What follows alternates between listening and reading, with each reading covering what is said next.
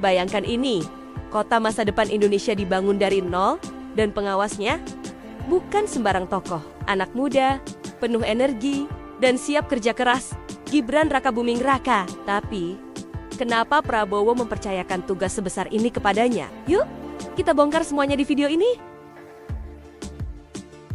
Presiden terpilih Prabowo Subianto bikin langkah yang cukup mengejutkan, tapi juga penuh harapan. Dalam pernyataan resminya, beliau menyerahkan langsung pengawasan pembangunan Ibu Kota Nusantara IKN ke tangan wakilnya, Gibran Rakabuming Raka. Ini bukan sekadar bagi-bagi kerjaan loh. Ini bentuk kepercayaan penuh dari seorang jenderal senior ke anak muda yang siap kerja nyata.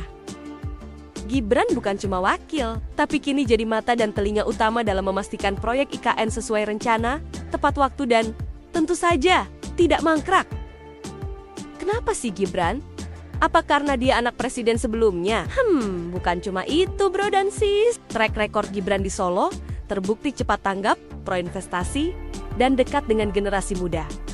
Gaya komunikasinya juga modern dan praktis. Dan hey, jangan lupakan, dia masih muda. Ini penting banget, karena IKN bukan cuma proyek fisik, tapi juga simbol masa depan Indonesia.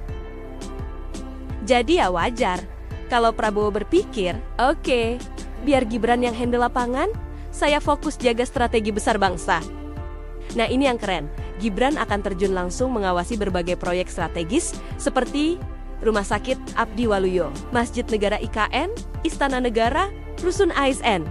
Jalan tol IKN bukan sekedar inspeksi formal ya, tapi Gibran benar-benar jalan keliling lokasi, cek kualitas, tanya progres, bahkan ngobrol langsung sama para pekerja. Nggak pakai gengsi. Dan ini dia, gaya Gibran. Santai, tapi ngebut. Gibran bilang, proyek ini bukan untuk elit, tapi untuk rakyat.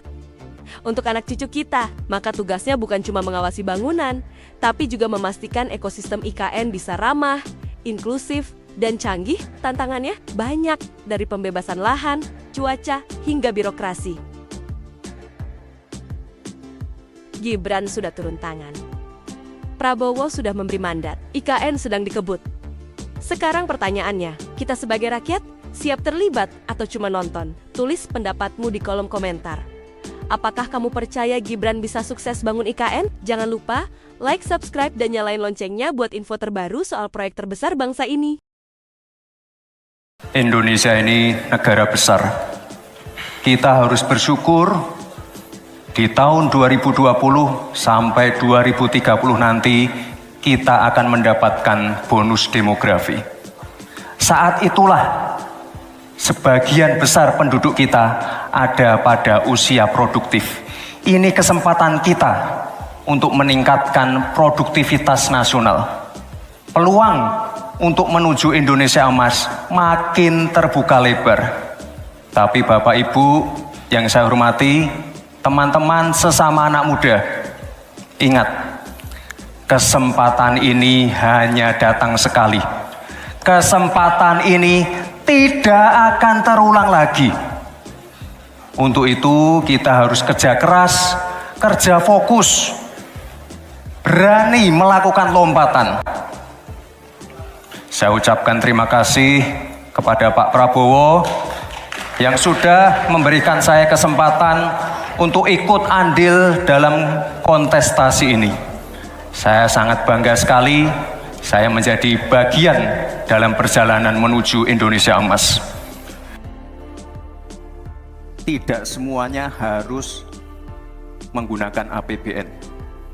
Contoh IKN, banyak yang gagal paham. Tidak 100% pembangunan IKN itu menggunakan APBN.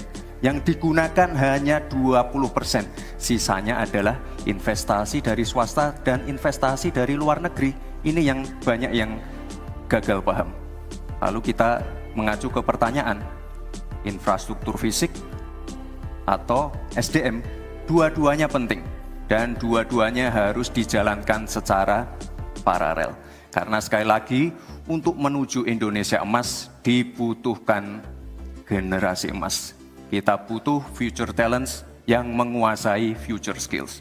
Untuk itu, di tingkat SMK misalnya, kita perlu alat-alat yang ada di SMK itu bisa memenuhi kebutuhan zaman, kebutuhan industri. Sehingga ketika anak SMK lulus, mereka benar-benar bisa siap kerja, siap menerima tantangan kerja.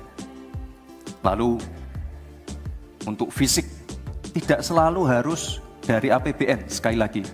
Bisa kolaborasi, misalnya dengan swasta, dengan CSR.